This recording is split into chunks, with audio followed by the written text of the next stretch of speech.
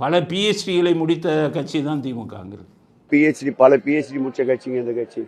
பிஹெச்டிக்கு தமிழில் பேர் ஆராய்ச்சி படி. அப்போ இவன் இப்படி பல பிஹெச்டி முடிச்சுட்டான இதால் என்ன சொல்கிறான், கள்ள ஓட்டில் இவங்க பிஹெச்டி. ஏன்னா புது புது வழியாக கண்டுபிடிச்சாங்க.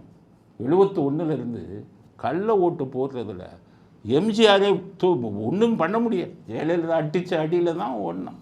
கள்ள ஓட்டில் பிஹெச்டி வாங்கினவனே ஒன்று 71 கள்ள ஓட்டு போடுறதுக்காகவே குடிசைகளை உருவாக்கி அதுக்கப்புறம் குடிசை மாற்று வாரியம்னு கொண்டு வந்த ஒரு கருணாநிதி. அதனால் எடுபடி சேகர்பாபு சொல்கிறது, கள்ள ஓட்டில் நீங்கள் பிஹெச்டி வாங்கினீங்க அப்படிங்கிறத நான் ஒத்துக்கிறேன். நீங்கள் பிஹெச்டி தான். அதுக்கடுத்தது பார்த்தீங்கன்னா கொள்ளை அடிக்கிறதுல நீங்கள் பிஹெச்டி. கொள்ளை எப்படி அடிச்சான்னு கேட்டிங்கன்னா, கருணாநிதியை சொன்னார்ல 71 கட்சிக்காரன்ட்ட, நீ வெறும் சோலையப்பனாக இருந்தால் பத்தாது, பல சோலைகளுக்கு அப்பனாகனு கட்சிக்காரனுக்கு எப்படி ஊழல் பண்ணணுங்கிறத சொல்லி கொடுத்தார். கட்ட பஞ்சாயத்து நீ எப்படி சம்பாதிக்கணும், மந்திரி இழப்பு நான் எப்படி சம்பாதிக்கணும், சர்க்காரியா கமிஷன் சொல்லுது. அப்போ ஊழலுக்கு பிஹெச்டி வாங்கியவர் கருணாநிதி நீங்கள். அதையும் ஒத்துக்கணும்.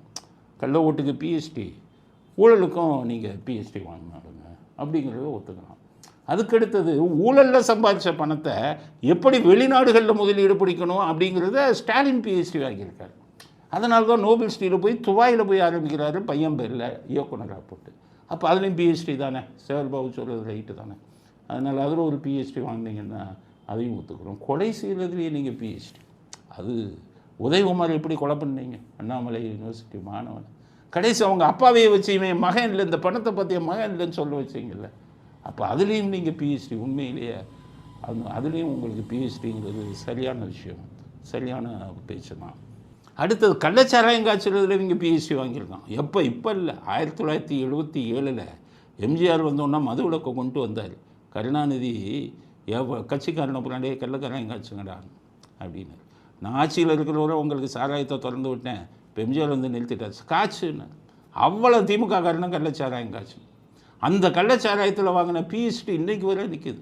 இன்றைக்கி ஏவா வேலு திருவண்ணாமலையில் கள்ளச்சாராயம் காய்ச்சி பிடிபட்ட பூரா ஏவா வேலை. அப்போ கிட்டத்தட்ட 50 வருஷமாக கள்ளச்சாராயத்தை எப்படி காய்ச்சுறது, எப்படி விற்கிறது, இந்த கள்ளச்சாராயத்தை பூரா இப்போ டாஸ்மாகில் எப்படி கலந்து விற்கிறதுன்னு அதில் ஒரு ஆராய்ச்சி முடிச்சுட்டேன். அதனால இப்போ டாஸ்மாக் பூரா கள்ளச்சாராயம் தான் ஓடுது. ஆக சேகர்பாபு சொன்னதை ஏற்றுக்கணும்ல. அத்தனையிலுமே பிஹெச்டி வாங்கியிருக்கான். ஏன்னா மற்றவங்களாம் ஒரு பிஹெச்டி தான் வாங்குவான். திமுக காரன் 5-6 பிஹெச்டி. அவங்க தலைவர் கருணாநிதியே 5-6 பிஹெச்டி.